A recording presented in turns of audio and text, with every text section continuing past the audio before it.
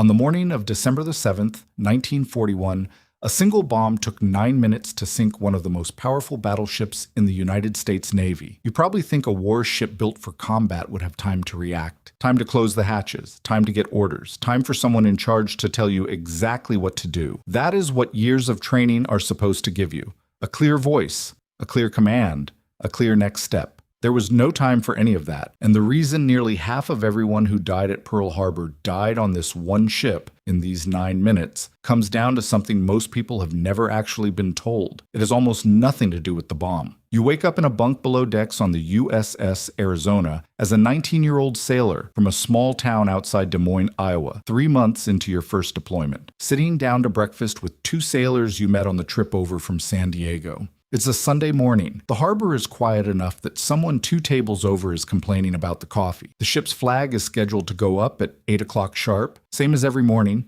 and the color guard is already standing by on deck in dress whites, waiting for a ceremony that will never happen. At 7:55, the first explosion rattles a coffee cup off the table. Nobody around you moves right away. This is the part nobody explains about a surprise attack. For the first several seconds, your brain does not go to war. It goes to confusion, a boiler malfunction, a training exercise nobody told you about. Someone laughs nervously and says it's probably nothing. Then General Quarters sounds, and you are moving, and moving fast up through the passageways toward your battle station. The same drill you have run a dozen times since you got aboard, except every other time it ended with someone telling you it was a drill. Nobody tells you that this time. Somewhere above you, sailors who moments ago were polishing brass for the flag ceremony are now running toward anti-aircraft guns they have never had to fire outside of practice. Above deck, the sky over Pearl Harbor is full of aircraft with red circles on their wings. Ships all along Battleship Row are already burning. You do not have time to process any of it as history. You have time to process it as noise, heat,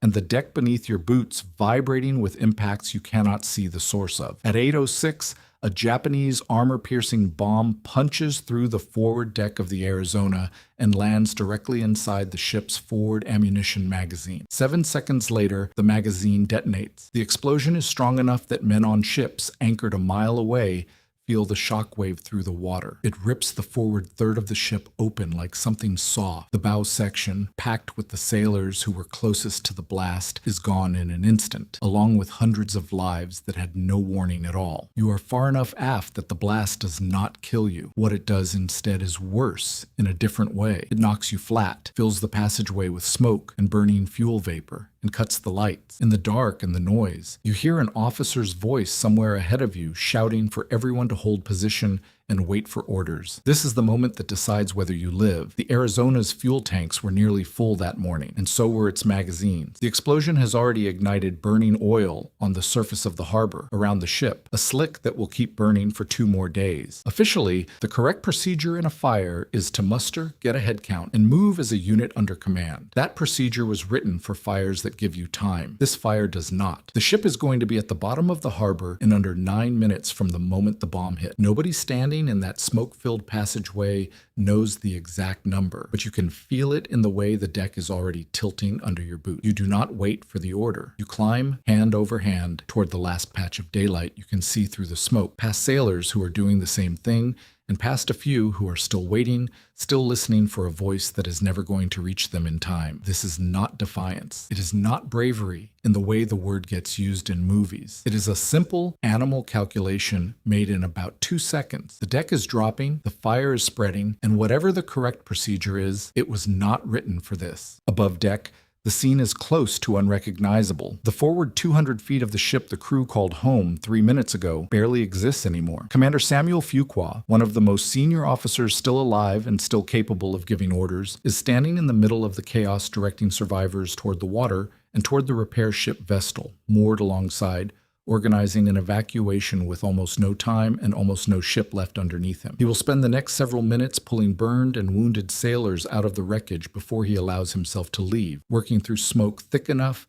that he loses sight of his own hands more than once. He does not know yet that his actions in these few minutes will earn him the Medal of Honor. Right now, he is simply the last officer standing close enough to give an order that anyone can still hear. You reach the rail. Below you, the water is not clear water anymore. It is covered in a layer of burning fuel oil, several inches thick in places, glowing orange in patches where the fire has caught. This is the second decision, and it happens even faster than the first. Jump too close to the burning patches, and the oil ignites around you. Wait even 30 more seconds for a clearer path, and the ship underneath you may not be there anymore. You pick a stretch of water that looks dark instead of orange, and you jump. The cold hits first, then the oil, thick and choking, coating your skin and your lungs with every breath you try to take near the surface. You swim beneath it as long as you can hold your breath, coming up only in the patches that are not burning, exactly the way a chief you barely knew screamed at you to do as you went over the rail. Behind you, at 8:15 a.m., 9 minutes after the bomb hit, the USS Arizona settles onto the bottom of Pearl Harbor. Admiral Husband Kimmel, watching from another vantage point in the harbor, will later describe seeing her lift briefly out of the water from the force of the second explosion, then sink back down, all the way down in a matter of seconds. 1,177 sailors and Marines go down with her. Most of them are still there today, entombed in the hull beneath the harbor's surface. Nearly half of every American who died at Pearl Harbor that morning died on this single ship in these 9 minutes. Here is the story of someone who did not make your decision. His name is lost to most records now, one name among hundreds who were still below decks when the ship went under. Sailors who followed the procedure they had been trained to follow, who waited in the dark for an order that assumed there would be time to give it. There was a chief, in accounts collected decades later by Pearl Harbor survivors, who held a group of younger sailors at their post